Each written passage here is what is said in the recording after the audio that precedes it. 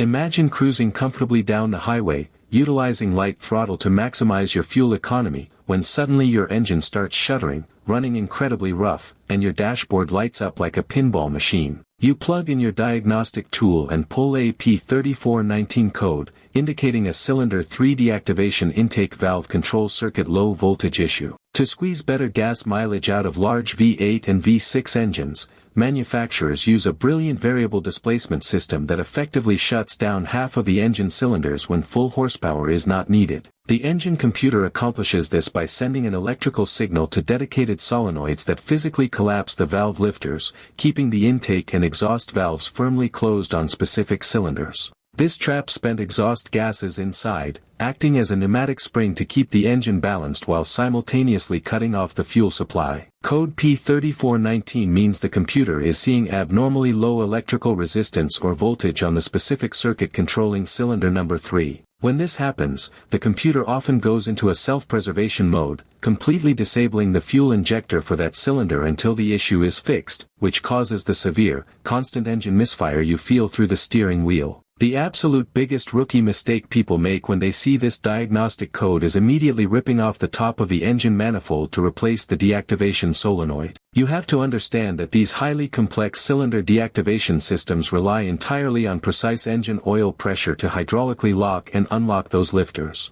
If your engine oil is low, or if you have stretched your maintenance intervals too far and the tiny internal oil passages are clogged with thick, dark sludge, the solenoid simply cannot function, regardless of how perfect the electrical circuit might be. Your very first troubleshooting step should always be pulling the dipstick to verify the oil level and its condition. If the oil is perfect, you then move on to a visual inspection of the wiring harness, checking for completely severed wires or connectors that have melted against the hot engine block before you ever consider replacing the solenoid itself. Taking a systematic approach to these Obd2 codes ensures you fix the root cause instead of just treating the symptom.